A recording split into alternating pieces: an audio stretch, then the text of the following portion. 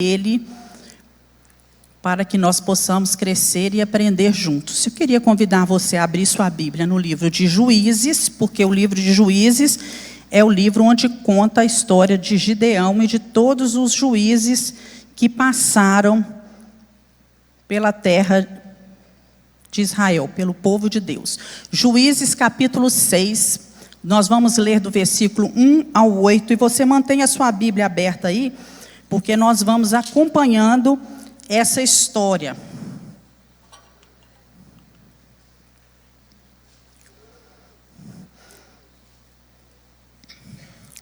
Porém, os filhos de Israel fizeram o que parecia mal aos olhos do Senhor, e o Senhor os deu na mão dos midianitas por 7 anos. E prevalecendo a mão dos midianitas sobre Israel, fizeram os filhos de Israel para si, por causa dos midianitas, as covas que estão nos montes e as cavernas e as fortificações. Porque sucedia que, semeando Israel, subiram os medianitas e os amalequitas, e também os do Oriente, contra eles subiam. E punham-se contra eles em campo, e destruíam a novidade da terra, até chegarem a Gaza. E não deixavam mantimento Israel, nem ovelhas, nem bois, nem jumentos. Porque subiam com seus gados e tendas, vinham como gafanhotos em tanta multidão que não se podiam contar, nem a eles, nem aos seus camelos, e entravam na terra para o destruir. Assim Israel empobreceu muito pela presença dos midianitas. Então os filhos de Israel clamaram ao Senhor.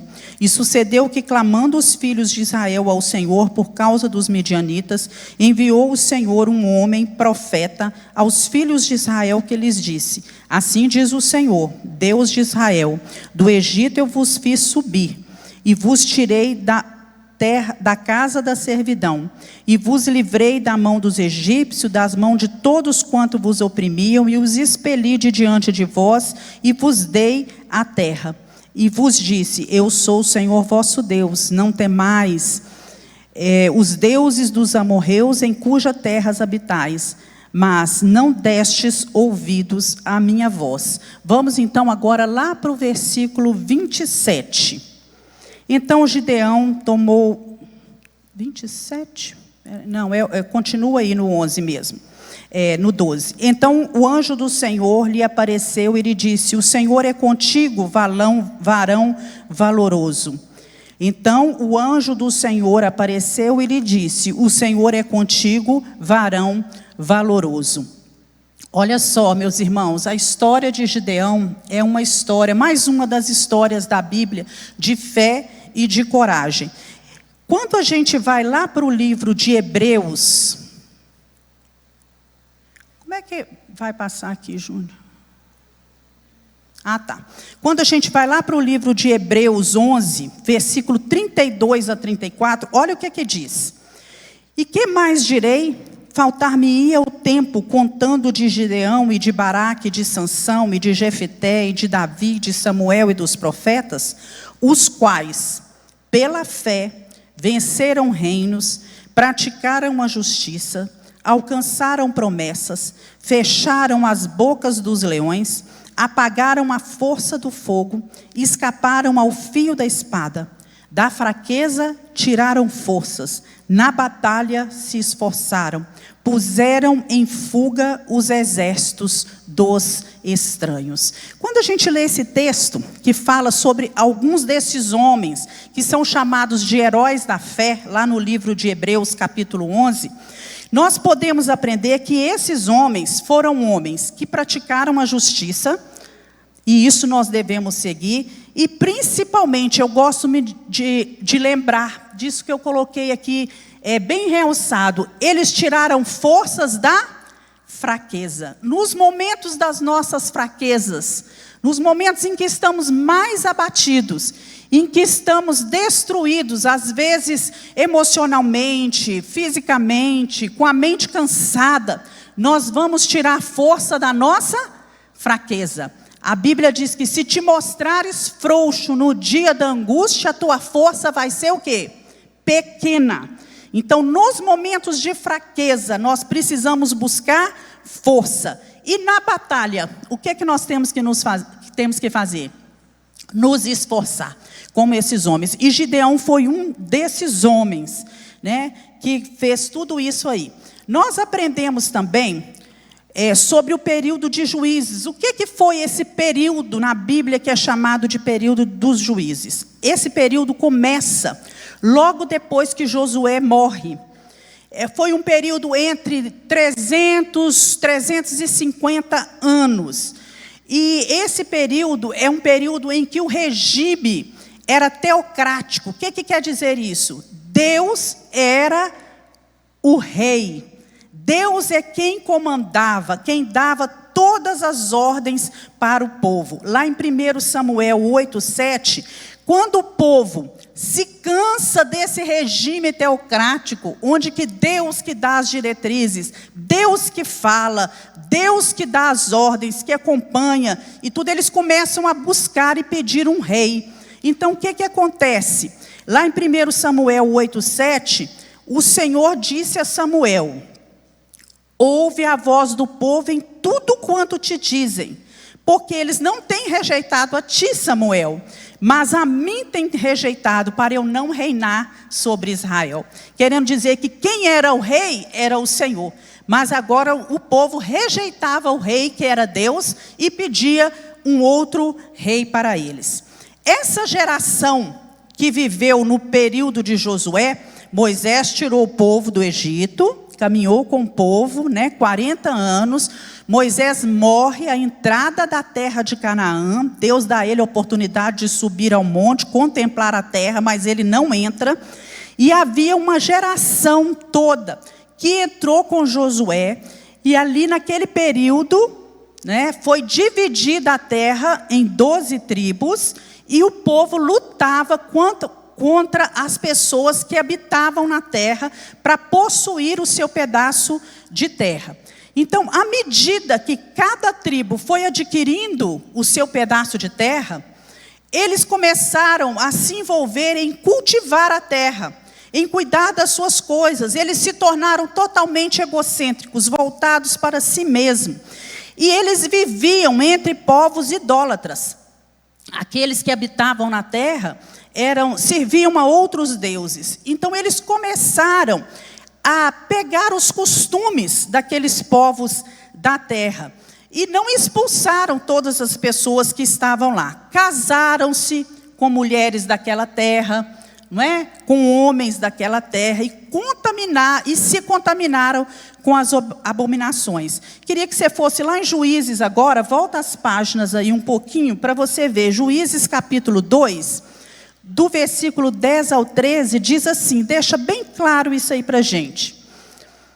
E foi também congregada toda aquela geração aos seus pais. Quer dizer, morreram. Toda aquela geração que estava com Josué e com Moisés morreu, foi levada para os seus pais. E outra geração após dele se levantou, que não conhecia o Senhor, nem tampouco a obra que fizera a Israel. Então fizeram os filhos de Israel que parecia mal aos olhos do Senhor, e serviram aos Balaíns. E deixaram ao Senhor Deus de seus pais, que os tirara da terra do Egito, e foram-se após outros deuses, dentre os deuses das gentes que havia ao redor deles, e encurvaram-se a eles e provocaram a ira do Senhor. Então nós vemos aí que as pessoas abandonaram a Deus e começaram a estabelecer os seus próprios valores, os seus próprios padrões de conduta. Aqueles habitantes antigos da terra de Canaã, todos que moravam ali, eles reuniram forças. E olha aqui no mapa, para você ver quais são. Nós temos lá em cima a Síria, nós temos aqui embaixo os filisteus, nós temos Moabe, a terra de Moabe logo aqui, nós temos Midian, nós temos Edom e temos Amon. Todo esse povo que vivia em volta, eles começaram a se unir para poder guerrear contra o povo de Deus que tinha entrado na terra para conquistar a terra. Lá em Juízes 17:6, em vários versículos do livro de Juízes, o que nós vemos repetido é isso: naqueles dias não havia rei em Israel, e o povo cada qual fazia o que parecia bem aos seus próprios olhos. Cada um fazia o que achava que devia fazer. Cada tribo só pensava em si mesmo. Não pensava no bem geral do povo, no bem-estar geral. Eles tinham esquecido disso. E o livro de Josué termina com Josué reunindo todo o povo e dando uma palavra para o povo. Falando assim, olha, vocês devem escolher a quem vocês vão servir. Se aos deuses estranhos ou se ao Deus verdadeiro. Mas vocês devem escolher a quem servir. Agora, eu e a minha casa, nós vamos servir ao Senhor. Josué dá essa palavra e explica para o povo que a continuação da bênção só viria se o povo fosse fiel ao Senhor. E o povo aqui, eles estavam em apuros, porque eles não conseguiram completar a tarefa que foi dada, que era de expulsar as outras nações. E surgiu uma geração agora que entra na terra, né, e que está presente ali naquela terra, que não conhecia Deus, porque faltou o quê? Passar conhecimento às futuras gerações. Irmãos, como eu gosto do versículo que está lá em Salmo 78, que diz assim, o que ouvimos e aprendemos, o que nos ensinaram os nossos pais, nós não encobriremos aos nossos filhos. Contaremos às vindouras gerações dos louvores do Senhor, do seu poder, e as maravilhas que Ele fez.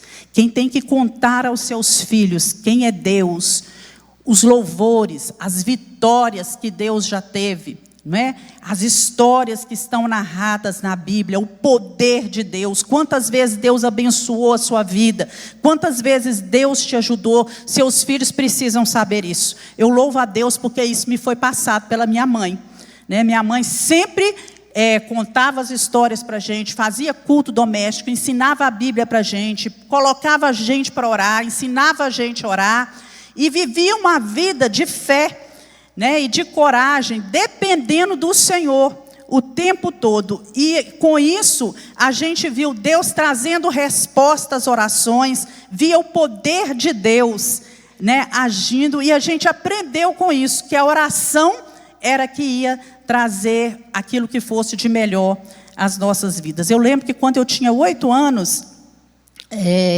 tinha acontecido um acidente com meu pai, e eu era a filha mais velha, fiquei em casa, minha mãe foi para Belo Horizonte, ficava 15 dias com o papai lá em Belo Horizonte, e 15 dias com a gente aqui. E a situação financeira era muito difícil. E teve um dia que eu estava com muita vontade de chupar bala.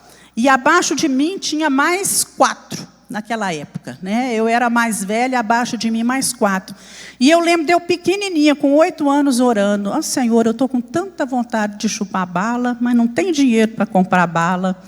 Eu queria tanta bala, Jesus, manda bala para a gente.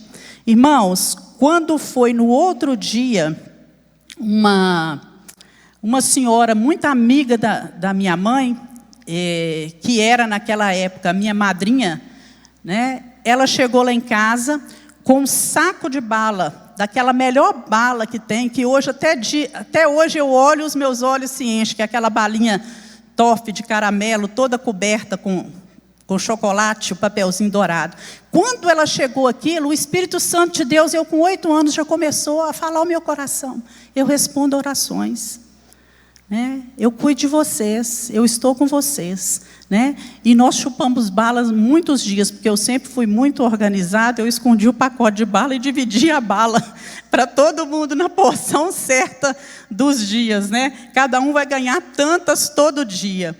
Então, meus irmãos, isso são coisas que a gente tem que passar. Deus responde orações, Deus faz milagres, e aquele povo não aprendeu isso.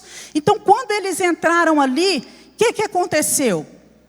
Eles não conheciam as histórias, eles não conheciam o poder de Deus, né? Eles não sabiam da grandeza de Deus. Aqueles que sabiam, a força era fraca, era pequena.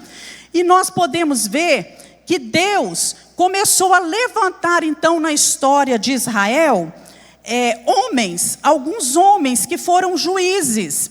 E quem eram os juízes? Os juízes, eles não eram funcionários judiciais, funcionários ali que presidiam os tribunais, mas eles eram homens que agiam com autoridade espiritual.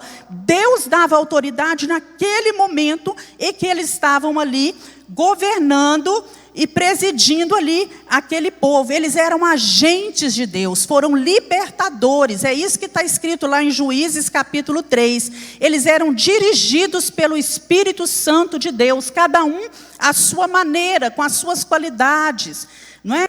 E Deus levantou esses homens para livrar Israel da opressão do inimigo que vinha de fora e se unia para guerrear contra o povo.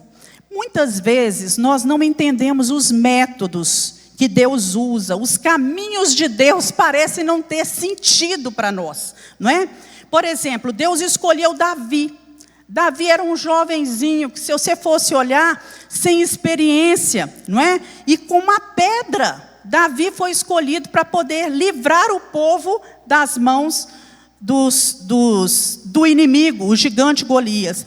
Paulo, quem era Paulo? O perseguidor, o maior perseguidor dos cristãos de todos os tempos, o mais poderoso dos pecadores, porque ele mesmo fala para a gente, lá em Efésios 3:8, a mim, o mínimo, o menor de todos os santos, me foi dada a graça de anunciar aos gentios as riquezas inescrutáveis de Cristo. Mas Deus chama Paulo. E Deus usa Paulo, Deus capacita Paulo, e agora Deus chama Gideão. Tanto é que quando Deus chama Gideão, era uma coisa improvável. Gideão era um daqueles improváveis. Volta aí no capítulo 6, no versículo 15, olha o que é que Gideão, no 14, Deus fala. Então o Senhor olhou para ele e disse: vai nesta tua força, e livrarás a Israel das mãos do medianita. Porventura não te enviei eu? E ele lhe disse: ah, Senhor meu, como que eu vou livrar Israel? Eis que o meu milheiro é o mais pobre em Manassés, quer dizer, a minha tribo, os nossos recursos é o mais pobre, e eu o menor na casa do meu pai. Olha como Gideão se sentia, o menor da tribo, né? Que era a menor, que era a mais pobre. Então Gideão não se sentia preparado para aquilo. O nome de Gideão significa aquele que é lenhador, que trabalha com lenha. E ele também é chamado na Bíblia de Jerubaal. O que quer dizer Jerubaal? Deixe Baal lutar contra ele. Porque em determinado momento na história, nós vamos ver que Gideão vai derrubar os altares de Baal. E o pai dele fala assim: não, né? Jerubaal, deixe que o próprio Baal lute contra ele, né? Então ele era também chamado de Jerubaal. Como que era a família dele? Era uma família de camponeses, de gente que cuidava da terra. Ele morava numa aldeia que se chamava Ofra, era filho de Joás, da tribo de Manassés.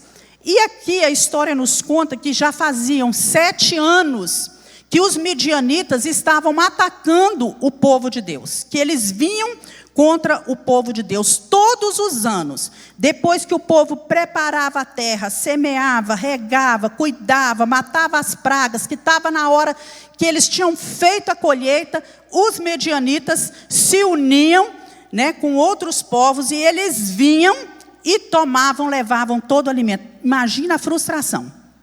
Você durante meses está ali preparando o seu alimento, na hora que está tudo pronto para você servir a sua família, vem o inimigo e toma tudo e leva tudo, né? Então Gideão estava ali naquele momento, se escondendo, né? A Bíblia diz, nós lemos aí, que o povo já tinha abandonado as suas casas e já tinham ido para rochas, para cavernas. É muito comum naquela região, e quem visita lá já teve oportunidade de ver isso, grotas, né, buracos dentro das rochas em que o povo se escondia. E o povo tinha feito assim. E Gideão aqui estava lá, malhando o trigo para esconder o trigo. Geralmente o trigo ele é malhado num lugar muito grande, onde o vento vem e ajuda a palha, venta e leva a palha. Mas eles estavam agora malhando o trigo dentro do lagar, onde se amassava as uvas. Olha só, dentro de um buraco. O trabalho era muito mais dificultoso. Gideão tinha a intenção de esconder aquilo. E o anjo chega para ele, o anjo do Senhor. Aqui nós temos uma teofania, porque as pessoas, os teólogos dizem que o próprio Senhor aparece aqui na figura de um homem, que era o próprio Senhor, é uma manifestação de Deus em forma física. E aquele anjo chega para ele e fala assim: o Senhor é contigo, homem valente. Que homem valente era esse? Que estava ali se escondendo, com medo. E Gideão nem pensou nisso, no significado, porque imediatamente ele começa a conversar com o anjo, e ele fala com o anjo assim, no versículo 12, olha aí, no versículo 12. O Senhor é contigo, homem valente. E ele respondeu: ah, Senhor meu, se o Senhor é conosco, por que tudo isso nos sobreveio? Irmãos, quantas vezes nós não fazemos essa pergunta? Deus, se o Senhor está comigo, se o Senhor está do meu lado, se o Senhor está cuidando de mim, por que me aconteceu isso? Por que o Senhor permitiu isso? Por que o Senhor está permitindo que isso aconteça dentro da minha casa ou na minha vida? Foi essa a pergunta de Gideão. E que efeito de todas as suas maravilhas que os nossos pais nos contaram, dizendo: não nos fez o Senhor sair do Egito? Porém agora o Senhor nos desamparou e nos deu nas mãos dos medianitas. Então ele já dá uma cortada no anjo. Como é que Deus é comigo? Como é que o Senhor está conosco? O Senhor está permitindo tudo isso acontecer. Ele entra aí numa conversa, num debate com o anjo, e Deus desafia Gideão a resolver aquele problema. Olha, está acontecendo isso realmente, os midianitas estão atacando, mas você deve ir se levantar com a sua força, porque eu sou com você. E ele se sentiu tão incapaz, que ele na hora ele fala assim: como que eu, o menor de todos, de uma tribo pequena, da menor família que tem aí, povo tão insignificante, ele não acreditava nele mesmo. E Deus ia tornar Gideão um líder corajoso. Louvado seja Deus. É assim que Deus faz, não é? A verdadeira força do servo de Deus, a sua verdadeira força, não vem de você. Vem de quem? Vem de Deus. Vem de Deus, Ninguém é forte o bastante para resolver os seus próprios problemas sozinho, especialmente quando nós falamos sobre o problema principal do homem, que é o pecado. Nós não conseguimos resolver esse problema sozinho. Nós dependemos de Deus, da graça de Deus, do amor, da misericórdia do Senhor para resolver isso. Então, os homens valentes são aqueles que confiam realmente no Senhor. E indo aí para frente, nós vamos ver aí o chamado de Gideão, Gideão é um daqueles muitos que Deus chama, daqueles ocupados que Deus chama. Deus não chama pessoas desocupadas, que vivem ociosas, sem fazer nada. Deus gosta de gente que trabalha, de gente que se mantém ocupado. Esse tipo de pessoa sempre está na mira de Deus. Nós vemos isso acontecendo com Pedro. Quando ele é chamado, o que Pedro estava fazendo? Estava pescando. Mateus, o que estava fazendo? Trabalhando lá na coletoria, não é? Amós estava lá no campo, trabalhando, cuidando das suas ovelhas, ele era um fazendeiro. E assim muitos outros na Bíblia, estavam todos eles trabalhando, e com Gideão não foi diferente, ele estava ocupado quando Deus o chamou. Já haviam se passado 40 anos, desde o juiz que veio diante dele, que na verdade foi uma juíza, a juíza Débora.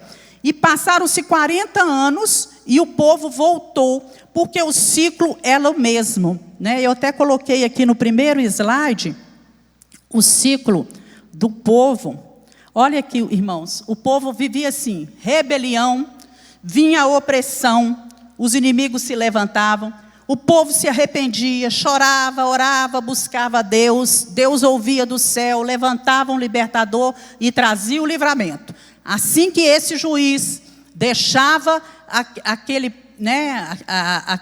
período da história e tudo, começava tudo de novo. Esse ciclo, foram 7 ciclos na história de Israel, o povo fazendo aquilo que parecia mal diante dos olhos do Senhor. Então nós vemos aí os medianitas atacando, e que era necessário uma ação urgente, alguém precisava fazer alguma coisa. E o chamado de Deus foi para Gideão. Deus chama Gideão, e a ordem de Deus, o chamado de Deus não é para ser discutido, mas é para ser cumprido. Então, quando Deus te chamar para alguma coisa, né, não fique discutindo com Deus. Confia que o Senhor vai te dar forças, que o Senhor vai te capacitar. Deus levanta aqui, nós lemos bem no início, Deus levanta um profeta naquele momento. E a função daquele profeta, a Bíblia não cita o nome dele em hora alguma, mas a função daquele profeta era recordar ao povo, trazer à memória do povo aquilo que Deus já tinha feito no passado. E Deus, além de levantar esse profeta, Deus manda também o anjo. A função do anjo era levantar Gideão, encorajar Gideão. Gideão, levanta, vai nessa sua força, eu estou te mandando, você vai encorajar Gideão. É você que Deus vai usar para levantar o povo de Israel a perseguir esse inimigo com firmeza. Não é? Você é que vai levantar o povo. Então nós podemos aprender aqui que Deus enxerga a nossa realidade de um modo diferente do que a vemos, porque o Senhor não vê como o homem vê. Deus olha para nós, a realidade que está ao nosso redor, e Ele não vê como a gente vê. O Senhor vê diferente.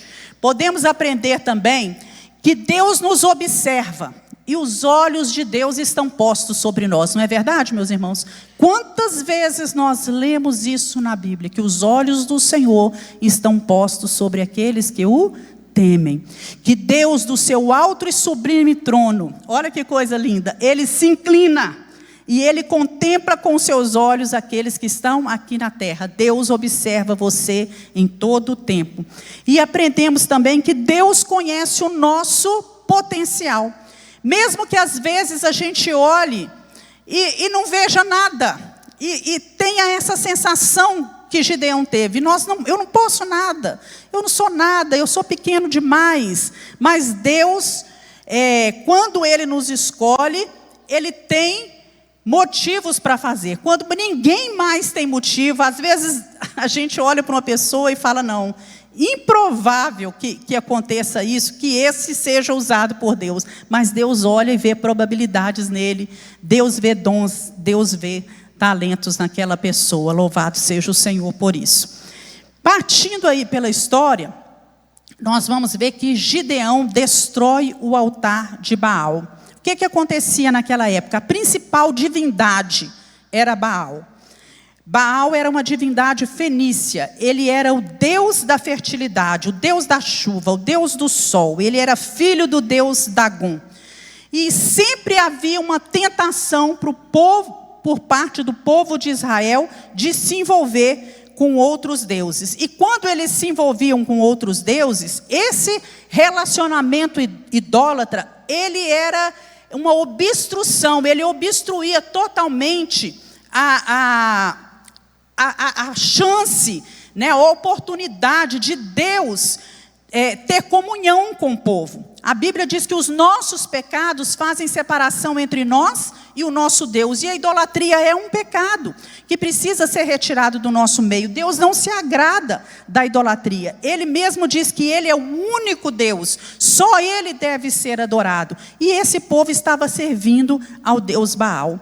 Então Deus fala que havia necessidade de desobstruir o canal da bênção. O canal da bênção passava por servir somente a Deus. Deus se propôs a abençoar, a libertar Israel, mas Ele ordenou que primeiro fosse posta em ordem, a casa do próprio Gideão, do próprio líder. Porque na casa do pai de Gideão havia uma romaria para servir ao Deus Baal. Havia altar na casa dele, do pai de Gideão, de Joás. E isso era um exemplo ruim. Então a primeira missão que Deus deu para Gideão foi destruir os altares a Baal que estavam dentro da casa do próprio pai e erigir ali um altar para o Senhor. E vamos abrir aí em Juízes, já está aberto aí, né? Nós vamos ver o que Gideão fez no versículo 24.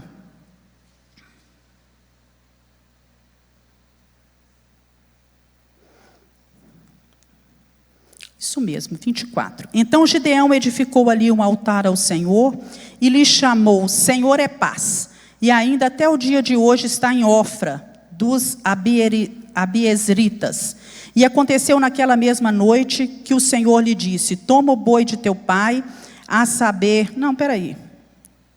Não.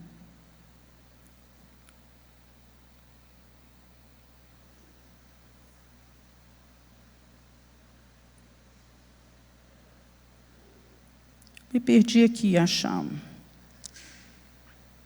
Ah, tá. 27, irmãos. Então Gideão tomou 10 homens dentre os seus servos e fez como o Senhor lhe dissera. E sucedeu que, temendo ele a casa do seu pai e os homens daquela cidade, não fez de dia. Olha a prudência. Mas fê-lo de noite. Levantando-se, pois, os homens daquela cidade de madrugada, eis que estava o altar de Baal derribado, e o bosque que estava ao pé dele cortado, e o segundo boi foi oferecido no altar de novo edificado. E uns aos outros diziam: quem fez esta coisa? E esquadrinhando e inquirindo, disseram: Gideão, o filho de Joás, fez esta coisa. Então os homens daquela cidade disseram: tira para fora o teu filho para que morra, pois destruiu o altar de Baal, cortou o bosque que estava ao pé dele. Porém, Joás disse a todos os que se puseram contra ele: contendereis vós por Baal? Livrá-lo-eis vós? Qualquer que por ele contender, ainda esta manhã será morto. Se é Deus, quer dizer, se Baal é Deus, que por si mesmo contenda, porque derribaram o seu altar. Então foi isso que aconteceu, né? Gideão foi muito prudente. Quando Deus dá a ordem a ele de pôr a casa em ordem, ele vai lá na casa do pai dele, chama mais 10 homens para ajudá-lo, e eles destroem de noite, para não casar. Imagina o tumulto, os 10 lá na frente de todo mundo, né? E eles fazem isso à noite, e quando eles acordam de manhã, eles começaram a pesquisar quem tinha feito aquilo, e chegaram à conclusão que tinha sido Gideão. E Gideão edificou ali naquele mesmo lugar um altar ao Senhor. E quando o pai de Gideão houve aquela confusão toda, e o povo pedindo para mandar Gideão para fora, ele fala assim: não, que Baal defenda a si mesmo, não foi os altares dele, ele não é Deus, que ele defenda a si mesmo. E eu fiquei imaginando aqui, parece que Joás, o filho, o pai de Gideão, foi o segundo convertido nessa história aí, né? Porque ele não se importou do filho ter destruído e ainda defende o filho, falando que aquele Deus realmente não tinha poder para fazer nada. E a nossa missão, como a missão de Gideão, começa onde? Na nossa própria casa. Tanto lá no Velho Testamento como no Novo Testamento, Deus destaca as nossas responsabilidades em relação à nossa família. Os filhos devem obedecer aos pais. Os pais devem honrar os filhos. Marido e esposa devem amar uns aos outros. Marido deve se doar pela vida da esposa. A esposa deve ser submissa ao seu marido. Os pais têm que criar os filhos na doutrina, na admoestação do Senhor. Então, um dos alvos do servo de Deus é influenciar a sua família para servir ao Senhor. Essa é sua missão como pai, é sua missão como mãe, é missão nossa que Deus nos deu. E nós precisamos destruir esses canais que impedem a bênção de Deus de fluir dentro da nossa casa. Então nós vemos casais que não se respeitam, casais que não se conversam, tudo isso fecha as portas ao agir de Deus dentro do lar, cônjuges que idolatram amigos, o trabalho, tudo é mais importante, cônjuges que não abrem os olhos e não percebem que eles estão envolvidos na igreja, mas também estão envolvidos com os costumes do mundo e levam uma vida de duplicidade, é um dentro da igreja, é um lá fora. Isso obstrui, impede o agir de Deus, a bênção de Deus dentro da sua casa. Então, quando você é chamado pelo Senhor, você precisa pedir direção a Deus, revelação de Deus, humildade, estratégias que vêm da parte do Senhor para derrubar aquilo que é empecilho ao agir de Deus, né? A partir do momento que nós convidamos Jesus para ser o Senhor, o dono do nosso coração, a Bíblia diz que é vida nova. As coisas velhas têm que ficar para trás, é um viver novo. Costumes do mundo devem ficar para trás. Então, quando nós decidimos erigir um altar para Deus, nós temos que assumir o compromisso de derrubar todos os outros altares de deuses que não são deuses. E muitas vezes o Deus que está dentro da nossa casa é o poder, é o sexo, é o dinheiro. Às vezes a própria família se tornou um Deus, o trabalho se tornou um Deus. E nós precisamos aprender a colocar Deus no primeiro lugar, né? As prioridades certas. Deus então dá prova a Gideão da sua presença. Deus prepara Gideão. Então o que é que Deus fala? Lá no capítulo 6, do versículo 16. Olha só, ao 21. E o Senhor lhe disse: porquanto eu hei de ser contigo, tu ferirás aos midianitas como se fossem um só homem. E ele lhe disse: se agora tem achado graça aos teus olhos, dá-me um sinal de que tu comigo falas. Rogo-te que daqui não te apartes, quer dizer, fica aqui, até que eu venha e traga o meu presente e o ponha perante ti. E disse o anjo: eu esperarei até que voltes. E entrou Gideão e preparou um cabrito e bolos asmos de uma efa de farinha. A carne pôs num açafate e o caldo pôs numa panela. E trouxe-lhe até debaixo do carvalho e lhe apresentou. Porém o anjo lhe disse: toma a carne e os bolos e põe-nos sobre a penha e verte o caldo. E assim o fez. E o anjo do Senhor estendeu a ponta do cajado que está na sua mão, tocou a carne e os bolos asmos. Então subiu fogo da pedra e consumiu a carne e os bolos asmos, e o anjo do Senhor desapareceu aos seus olhos. Deus prova para Gideão. Gideão fala com o anjo assim: você fica aqui que eu vou ali preparar uma refeição. Quando ele volta, o anjo não quis comer a refeição. O anjo fala com ele: põe a refeição sobre a penha, sobre a pedra, né, sobre o altar. E quando ele põe ali aquela refeição sobre o altar, o anjo toca e fogo saiu da pedra e consumiu toda aquela refeição. O anjo mostrando para ele que ele era realmente poderoso, que ele tinha poder e que ele estava ali recebendo aquele sacrifício, aquele compromisso de Gideão. E Gideão também pede prova a Deus depois, né? Antes da segunda missão dele, Gideão pede prova e fala com ele: olha, eu vou colocar o novelo de lã e vai acontecer que se tudo em volta estiver seco e só a lã estiver molhada, aí eu vou saber que o Senhor está comigo. Mas aí quando ele vê só a lã molhada, ele pensa, né, pode ser que secou tudo em volta da terra e a lã absorveu e ficou molhada. Vou pedir outra prova. Agora eu quero só a lã seca e tudo molhado em volta. E Deus vai dando provas a ele de que ele estava com ele. Fala com ele também, né, desce, e aí ele ouve um dos midianitas conversando, e naquela conversa ele entende que Deus estava mostrando a ele que a batalha estava para ser ganha. Então Deus também afirmou a presença dele através das suas promessas. E a maior bênção que um homem pode ter, nós cantamos aqui, é estar na presença de Deus. É ter a presença de Deus consigo. Quando Jesus veio ao mundo para habitar entre os homens, foi-lhe dado um nome de Emanuel, que significa Deus que está conosco, o Deus que está presente conosco. E Deus tem provado a sua presença conosco. Deus tem caminhado com a gente. Deus tem deixado versículos.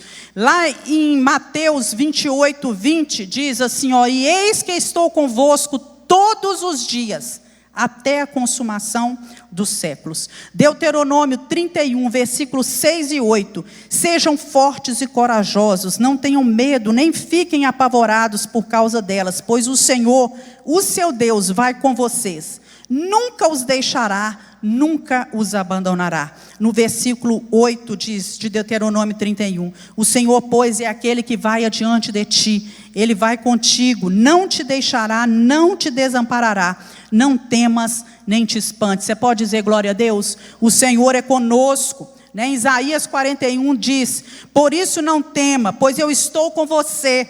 Não tenha medo, eu sou o seu Deus, eu o fortalecerei e eu o ajudarei, eu o segurarei com a minha mão direita vitoriosa. Louvado seja Deus. O Deus que falou, que trouxe promessas a esses homens, essas promessas elas se estendem e chegam até a nossa vida, até a nossa geração. São para nós essas promessas. Deus está presente conosco. E diz a palavra que Gideão pega aí o segundo boi, sacrifica esse boi ao Senhor, coloca as partes dele no altar, queima esse holocausto, restaura o culto e a comunhão com Deus daquele povo, e o Espírito Santo veio sobre a vida de Gideão, e ele corajosamente reuniu o povo, tocou a trombeta para a batalha, e ele chama o povo para a batalha, e o povo vem, e aí nós vemos a maravilhosa história de Gideão e os 300, o inimigo enchia todo o vale, eram 135 mil homens do exército inimigo. Quando Gideão consegue reunir o povo, ele faz a convocação, 32 mil homens aceitam o convite de Gideão, mas Deus olha e fala assim, é muito homem, eu não quero 32 mil homens, para que porventura vocês digam, a minha própria mão me livrou.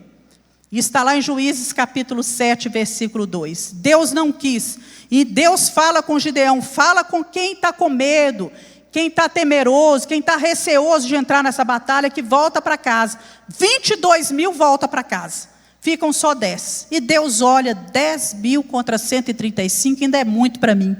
Eu sou um Deus forte e poderoso. Oh, aleluias, né? Olha só, eu sou forte e poderoso. Não precisa de 10 mil homens para guerrear contra o exército. Deus podia fazer aquilo sozinho, não podia, meus irmãos? Mas Deus quis contar com 300. Então, o que Deus faz? Manda eles irem, né, ao riacho que passava ali perto, e fala com Gideão para observar. Aqueles que enfiavam uma cara lá, igual um cachorro, e lambia a água, manda para casa, são desatentos, não vão servir. Mas aqueles que pegam a água com as duas mãos e ficam olhando, esses você vai separar. E ele separou 300 homens. Era 1 para 450. Eu fiz as contas, dividi 135 mil por 300. Um homem para cada 450 homens. Imagina você entrar numa batalha para lutar contra 450 homens, né? Mas aí Deus dá a estratégia. Uma estratégia totalmente, não tinha nada a ver com os termos militares, com as estratégias militares. Deus manda o povo, aqueles 300 homens, pegar, né, divide eles em 3 grupos de 100. Os midianitas estavam acampados no vale, em volta tinham algumas montanhas. Vocês vão se dividir em volta, nas montanhas em volta. Vocês vão fazer um círculo ao redor dessas montanhas. E vocês vão pegar na mão uma trombeta, um cântaro e uma tocha, né? E vocês vão tocar as trombetas, quebrar o cântaro, né, e balançar a tocha, e vão gritar. Imagina lá os inimigos de noite. Naquela época não tinha luz, né, irmãos? O breu era breu. Todo mundo dormindo tranquilo lá, e de repente eles se assustaram, né, e olha, né, trombetas tocando, e quando eles olham, o que eles veem ao redor deles todo? Em todos os lados, tochas acesas. Nós estamos cercados. Eles não sabiam que eram só aqueles homens ali, né? Nós estamos cercados. E de repente faz um grande barulho, os cântaros quebrando. E o povo grita igual um doido. Eles saem correndo, todo mundo correndo, entra em pânico, e eles não sabiam se o inimigo tinha descido, não, era muito escuro, eles não sabiam quem era quem, se era midianita, se era povo de Deus, e eles mesmos começam a se matar, lutar uns contra os outros ali no escuro, porque eles tinham acabado de acordar. Imagina você acabando de acordar numa situação dessa, né? Acabando de acordar. Então, assim, a batalha foi ganha.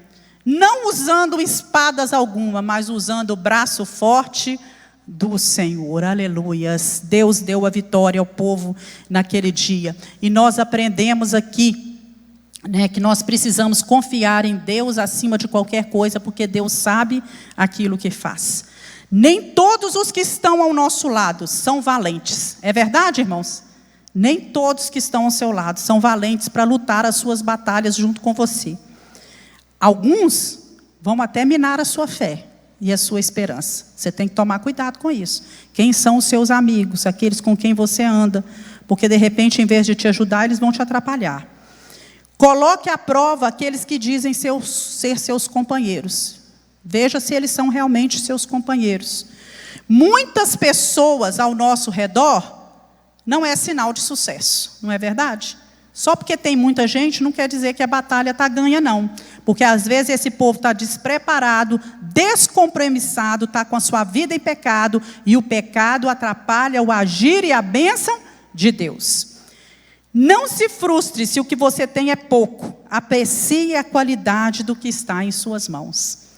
Às vezes você pode ficar como Gideão, mas eu sou pequeno, eu sou isso, eu não posso, eu não sei, né, eu não tenho tempo, isso, aquilo. Em nome de Jesus, que nesta manhã você aprenda, né, que o pouco que você tem é suficiente para Deus trabalhar na sua vida. Nós lembramos daquela viúva, o que você tem em casa? Ela falou, eu tenho lá um pouquinho de farinha, um pouquinho de azeite, então vai lá, faz o bolo e deixa o resto com Deus, não é?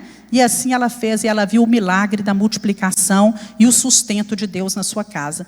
Não tenha medo de ir adiante, mesmo que a batalha seja grande. Aquele versículo que nós lemos lá no início, lá do livro de Hebreus, né? Não tenha medo. Nas batalhas se esforçaram, se esforça na batalha. Não tenha medo, tira força da sua fraqueza, né? Busca força no Senhor e Deus vai te dar a vitória. E para terminar, nós vemos que bons homens também erram. Gideão errou depois disso tudo, né? E a vitória ali, naquele momento, foi brilhante, o povo ficou eufórico. Você imagina o povo vendo aquilo acontecer sem eles nem terem que se mover. Então o povo convida Gideão, olha só, na época de Gideão, porque foram entre 12 a 15 juízes, Gideão foi o quinto, ainda passou mais vários juízes depois dele, né? E o povo convida Gideão para ser rei. Olha, Gideão, nós queremos que você seja o nosso rei. Isso já estava no coração do povo, não foi só no período depois dos juízes. Mas Gideão fala, não, ele não aceita o convite. Deus me chamou para libertar vocês, não para reinar. Então, o que Gideão faz, né, naquele momento? Eles saem, perseguem alguns inimigos, e à medida que o inimigo vai caminhando e passando por determinadas tribos, eles convidam os povos, né, que estavam ali nas tribos também, para guerrear contra eles. E vocês acreditam que teve tribo que era tão egoísta que não quis perseguir o inimigo que fugia? E Gideão fala com eles, nós vamos continuar perseguindo, depois nós vamos voltar para a gente acertar contas, né? Com as duas tribos. Se você continuar lendo aí, tem 3 capítulos, 6, 7 e 8, contando a história de Gideão. 2 das tribos rejeitaram perseguir o inimigo, não quiseram ajudar o povo de Deus, não é? E Gideão depois volta e tem uma batalha aí com eles, né? Se vinga deles, acerta as contas com eles. Mas depois que tudo se acalma, Gideão resolve fazer um memorial. Ele fala assim, olha, eu vou fazer um memorial, vamos fazer assim, todo o ouro, né, que vocês despojaram dos midianitas, vocês vão trazer esse ouro. E o povo traz, diz a Bíblia, 1.700 ciclos de ouro, era muito ouro. E o que Gideão faz? Ele manda fazer uma estola sacerdotal. A estola era aquela parte do peito do sacerdote, uma estola de ouro. E ele coloca essa estola na praça da cidade de Ofra. E como memorial, a intenção dele era boa. Era boa a intenção de Gideão, que todos os outros pessoas que viessem, né, os jovens, as crianças, todo mundo vai olhar para esse memorial e vai lembrar da batalha que Deus deu ao povo de Israel, dessa espetacular vitória que Deus deu sobre os medianitas. Até aí, ele não havia consultado a Deus. Ele havia consultado a Deus em tudo que ia fazer, mas nesse negócio da estola, ele não pergunta nada para Deus. Ele vai lá cheio de boas intenções, coitado, né? Mas quando a gente faz as coisas por nós mesmos, sem consultar a Deus, sem pedir a direção de Deus, está sujeito às coisas não dar certo. Deus precisa estar presente em tudo, né? E esse povo, que já era um povo tendente à idolatria, o que eles fizeram? O óbvio, transformaram aquele instrumento, que era para ser simplesmente uma lembrança, num objeto de adoração, né? E foi isso que aconteceu. Com certeza, eu imagino, né, que Gideão não esperava que isso fosse servir de laço, tanto para ele, como para o povo, para a sua família e para o povo de Israel. O povo transforma essa estola num objeto de idolatria, e isso traz tristeza para Gideão, né, uma vez que ele mesmo constrói aquilo que foi laço para ele e para a sua própria casa. Então nós precisamos aprender com esse erro de Gideão também. O que eu gosto na Bíblia é isso, que a Bíblia não esconde nada, né? A Bíblia fala das vitórias, mas também fala das derrotas, dos erros, mas também fala dos acertos. É tudo muito claro para nós. Às vezes, bons homens que nos ajudam muitas vezes a sair dessa confusão religiosa, como Gideão ajudou os israelitas a sair das idolatrias. Esses homens podem errar. Eles às vezes nos ajudam em muitos sentidos. Nos mostram como respeitar a palavra de Deus, como viver debaixo da orientação de Deus. Escrevem bons livros, dão boas palavras, está lá gravado na internet, boas palavras, não é? Mas eles são homens e estão sujeitos a tropeçar e a conduzir outros de volta ao caminho da confusão religiosa. E nós temos visto isso acontecer muito no nosso tempo. Homens que eram homens de Deus, que serviam a Deus, que amavam a Deus, que escreveram bons livros, né, mas que de repente há uma confusão na mente deles e eles se afastam de Deus. E movimentos religiosos que às vezes começaram com a tentativa de sair de sistemas errados, resulta na criação de novas denominações, que são denominações com suas próprias tradições, com seus próprios conceitos e cheia de falhas humanas. Então nós precisamos tomar muito cuidado, que o fato de alguém ter nos ajudado no passado não nos garante que ele nos conduzirá sempre no caminho de Deus. Nós precisamos ouvir todas as coisas e fazer como o povo de Bereia fez. Analisar se está de acordo com a palavra de Deus. Não é porque uma pessoa te deu uma palavra boa, foi importante na sua vida diante de um momento especial da sua vida, que aquilo ali serve para ela ser eternamente, para sempre, né, um líder seu, um líder espiritual ou alguém que vai te influenciar, né? Então nós precisamos tomar cuidado também com isso. E nós vemos claro aqui que Gideão não foi somente um homem valente e corajoso, mas ele foi um homem de fé extraordinária, tanto que ele é colocado na galeria dos heróis da fé. Foi um homem submisso, obediente, que ouviu a voz do Senhor. E se hoje Deus te chama para uma tarefa que você se sente inadequado, você saiba que o Senhor não está à procura da sua força, da sua bravura, dos seus dons naturais, né? Deus quer a sua confiança nele. E aquilo que você tem, ainda que você ache que é pouco, Deus vai usar, Deus vai transformar, Deus vai capacitar, porque o poder de Deus, ele se aperfeiçoa na nossa fraqueza. Assim diz a palavra do Senhor. Ele se destacou na história, não por ser um grande homem, mas por ter um grande Deus. Não é verdade? Ele tinha um grande Deus que guerreou a batalha por ele, que deu a ele as estratégias, que orientou ele em tudo, que falou com ele. No momento que ele deixou de questionar a Deus, de perguntar a Deus a vontade do Senhor, ele errou. Então Deus é capaz de transformar os fracos, os tímidos, os abatidos e trazer grandes vitórias para cada um de nós. Amém? Que o Senhor faça assim na sua vida. Vamos nos colocar de pé.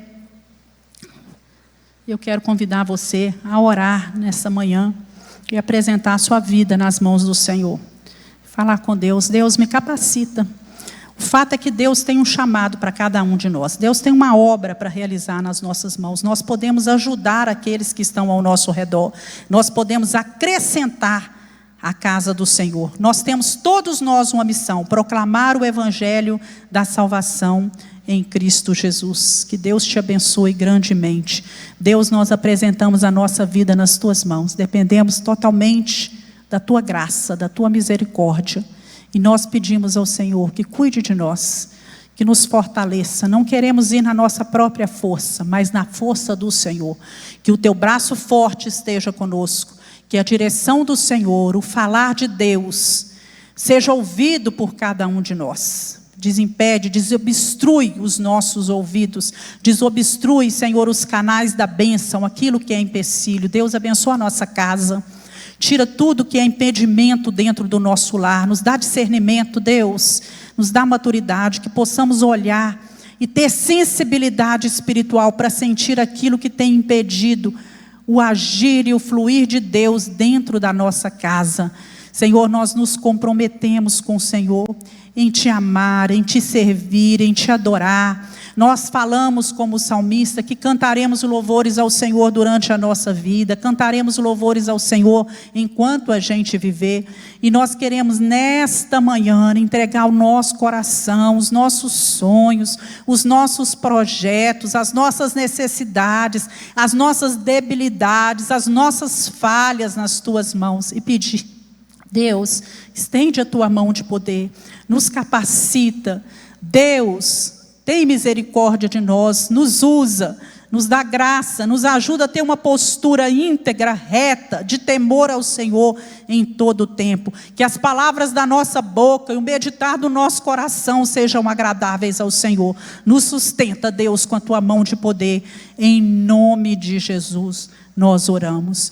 Que o amor de Deus, que a graça de Jesus Cristo e a comunhão do Espírito Santo esteja sobre essa igreja, hoje e para todos sempre. Amém.